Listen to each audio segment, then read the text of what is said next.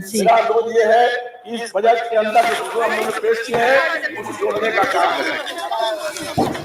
माननीय विधाता महोदय, बहुत बहुत आभार व्यक्त करती हूँ बोलने के लिए, मौका देने के लिए। मैं विधानसभा से लीला पर आती हूँ कल और माननीय मुख्यमंत्री से स्वयं को संबद्ध करती हूँ। कल माननीय मुख्यमंत्री ने अपने भाषण में एक बात कही कि विधानसभा से लीला में माननीय प्रधानमंत्री जी और माननीय मुख्यमंत्री जी ने करोड़ों रुपए का एक औद्योगिक टेक्सटाइल पार्क प्रस्तावित किया है। तो मैं कहना चाहूंगी सबसे पहले विधानसभा संडीला की तरफ से माननीय मुख्यमंत्री और माननीय प्रधानमंत्री जी का आभार व्यक्त करना चाहती हूँ और करोड़ों रुपए के लिए इस औद्योगिक पार्क की स्वीकृति प्रदान करने के लिए उनका आभार व्यक्त करती हूँ। और इसी के साथ माननीय मुख्यमंत्री से उन्होंने यह भी कहा कि इस सदन में उठाए गया प्रत्येक सुझाव को गंभीरता पूर्वक और संज्ञान में लेंगे। निवेदन करूंगी कि माननीय मुख्यमंत्री विधानसभा संडीला को जिला घोषित करने की कृपा करें और उसके लिए संबंधित को निर्देशित करें। विपक्ष के लोग अभी कह रहे थे कि माननीय मुख्यमंत्री माननीय प्रधानमंत्री ने क्या किया, तो सवाल आपसे भी पूछना चाहती हूँ कि आप कई वर्षों तक सरकार में रहे, क्या किया विधानसभा संडीला के लिए?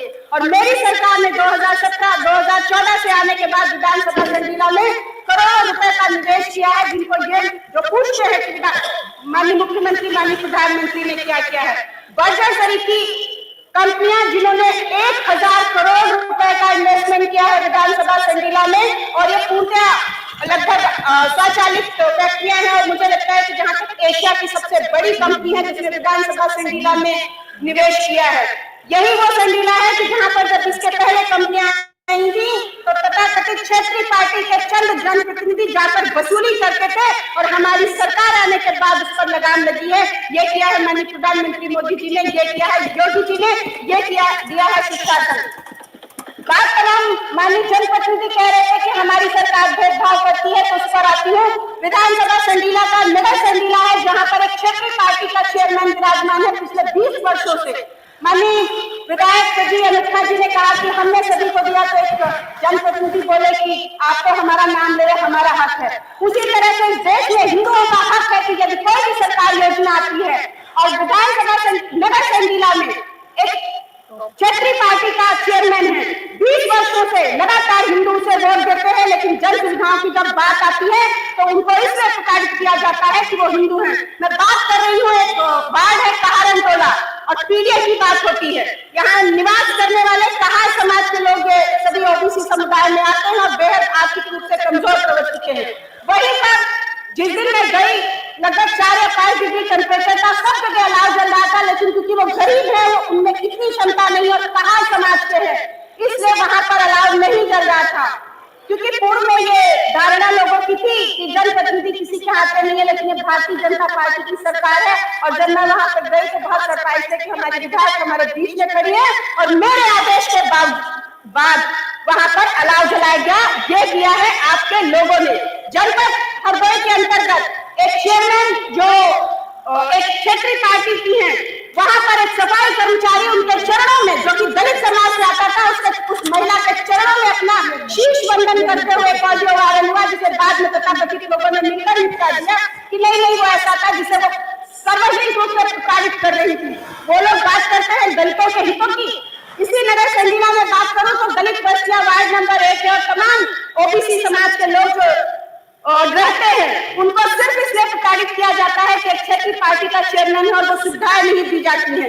माननीय प्रधानमंत्री मोदी ने उस समय में विधायक नहीं थी, मेरी विधानसभा में इसी नगर संडीला के लिए करोड़ों रुपए दिए कि पानी की टंकी बन सके और पेयजल की समस्या खत्म हो जाए। आपके उस तथाकथित जनप्रतिनिधि ने वो करोड़ों रुपए वापस कर दिया कि हिंदुओं को पानी ना मिलता है। वो बात करते हैं सामाजिक समस्या की।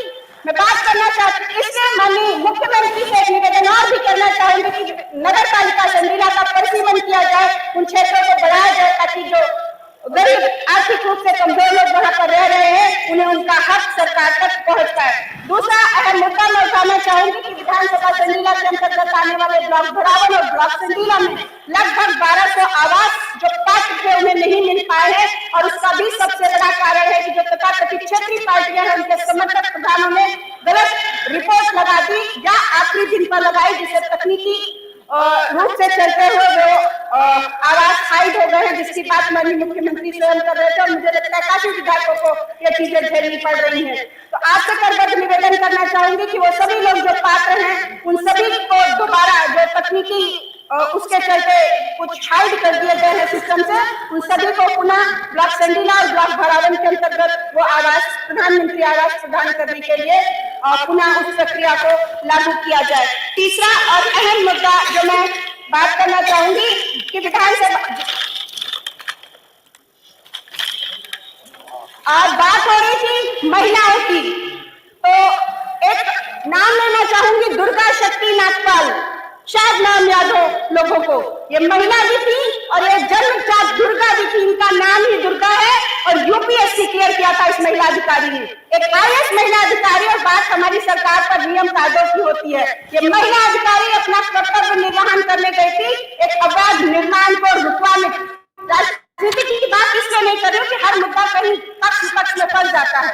ये महिला अधिकारी एक भूमि पर हो रहे अवैध अतिक्रमण को रुकवाने के लिए गई थी और किस तरह से उनको मानसिक रूप से प्रताड़ित किया गया, इंसल्ट की गई थी। वो महिला अधिकारी उत्तर प्रदेश छोड़ के अपने वापस केंद्र सरकार की नियुक्ति पर वापस चली जाती है। वो लोग बात करते हैं महिलाओं की सुरक्षा और उसकी, उस महिला अधिकारी को और भाजपा की सरकार पुनः आने के बाद दुर्गा शक्ति नागपाल पुनः अपने उत्तर प्रदेश कैडर में वापस आई है। और ये खौफ सिर्फ दुर्गा शक्ति नागपाल पर नहीं था, टीवी पर खुद चला, लोगों ने खुद देखा होगा और वो लोग हमारी सरकार पर उंगली उठाते हैं। क्या मजाल कि कोई भारतीय जनता पार्टी की सरकार में कोई कब्जा कर जाए सरकारी भूमि पर। बात करना चाहती हूँ तमाम मुद्दों पर रामलला की। आज कुछ लोगों को कष्ट हो रहा था और जब माननीय मुख्यमंत्री जी ने सबको, माननीय प्रधानमंत्री जी ने आमंत्रण भिजवाया तो कुछ लोग आए और माननीय वो प्रधानमंत्री जी ने तो समय कुछ कहा, उसी से संबंध करना चाहूंगी कि रामलला का न्योता, रामलला के आनंद का न्योता ठुकराने वालों, रामलला के आनंद का न्योता ठुकराने वालों, निहत्थे हिंदू कार सेवकों पर गोली चलवाने वालों, जगत नियंता के होने पर प्रश्न उठाने वालों, रामलला पर ही प्रश्न उठा दिए, है ही नहीं रामलला। जगत नियंता के होने पर प्रश्न उठाने वालों, कोठारी कुल के दो दीपक को बुझाने वालों, कोठारी कुल के दीपक को बुझाने वालों, कोठारी कुल के दो बच्चों को मारने गुनाह सिर्फ ये था कि वो अपने आराध्य की पूजा करना चाहते थे और आज विपक्षी हमें समझाते हैं कि हमारी सरकार समर्थता को बढ़ावा नहीं दिखा रही है। आगे कहना चाहूंगी कि लो फिर तुम भी अब देखो रघुराई की प्रभुताई, लो फिर तुम अब देखो रघुराई की प्रभुताई, मंदिर वही बनाया है तारीख भी बताई, मंदिर वही बनाया है तारीख भी बताई। रही बात विकास के मुद्दों की बात करूं तो मातृत्व योजना हो, महिला गर्भावस्था योजना हो, अन्य योजना हो, माननीय विधायक जी, माननीय विधायक पुरुषोत्तम खंडवाल जी,